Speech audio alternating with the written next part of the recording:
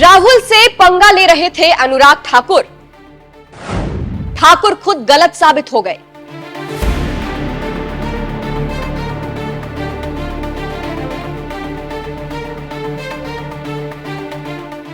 नमस्कार, मैं हूं आपके साथ सृष्टि श्रीवास्तव। सुर्खियां बटोरने के चक्कर में अक्सर नेता कुछ ऐसा बोल जाते हैं जिसका कोई सिर पैर नहीं होता, जिसकी वजह से वो फंस भी जाते हैं। जैसे बीजेपी सांसद अनुराग ठाकुर को कांग्रेस सांसद राहुल गांधी से पंगा लेना भारी पड़ गया है।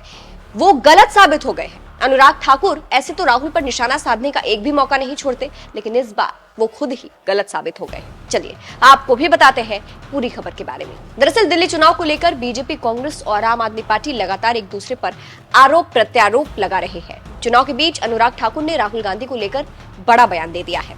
एबीपी न्यूज के शिखर सम्मेलन में पहुंचे अनुराग ठाकुर ने राहुल गांधी को लेकर कहा, राहुल गांधी सिर्फ रजाई में सोते रहते हैं, खुद दलितों का अपमान कर रहे हैं।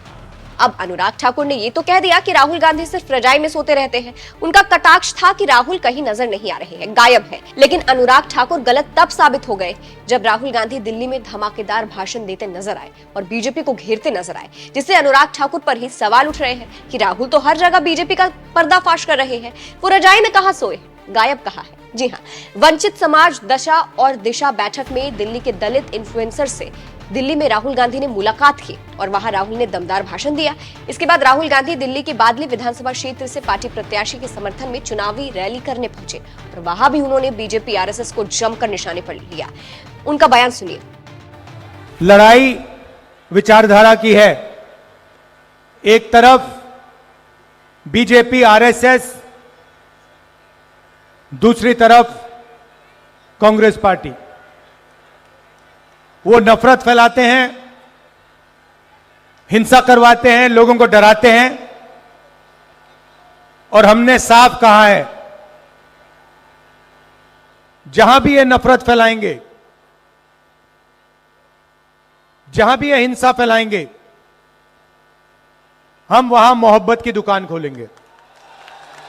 सुना आपने। तो फिलहाल अनुराग ठाकुर गलत साबित नजर आ रहे हैं क्योंकि राहुल गांधी दिल्ली में दमदार भाषण दिए जा रहे हैं। कुछ लोग तो ये भी कह रहे हैं कि अनुराग ठाकुर को राहुल गांधी से पंगा लेना भारी पड़ गया है क्योंकि वो गलत साबित हो गए हैं। अनुराग का जवाब भले ही राहुल ने शब्दों में नहीं दिया, लेकिन फिर भी राहुल ने बस अपनी प्रेजेंस से ये दिखा दिया कि वो बीजेपी के पसीने छुड़ा देंगे दिल्ली चुनाव में। अंत में आपको सुनाते हैं कि राहुल गांधी ने दिल्ली में और क्या कुछ कहा। इस खबर पर आपकी क्या राय है, कमेंट करके जरूर बताइएगा। नमस्कार भाई और बहनों, पिछले चुनाव में लोकसभा में नरेंद्र मोदी जी और बीजेपी के लोगों ने 400 पार की बात की और कहा कि अगर हमें 400 सीटें मिल गई तो हम संविधान को, अंबेडकर जी के संविधान को, गांधी जी के संविधान को खत्म कर देंगे, बदल देंगे।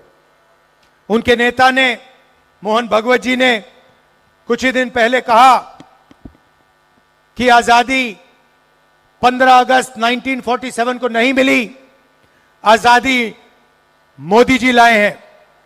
इसका मतलब ये हिंदुस्तान के संविधान को मानते ही नहीं है, ये हिंदुस्तान के संविधान को खत्म करना चाहते हैं। यही लड़ाई है। कांग्रेस पार्टी ने देश की जनता के साथ मिलकर आपको ये संविधान दिया।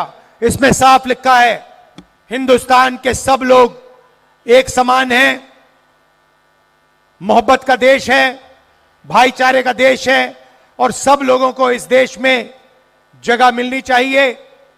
सब लोगों को प्यार से रहना चाहिए, नफरत नहीं होनी चाहिए। मोदी जी नफरत क्यों फैलाते हैं?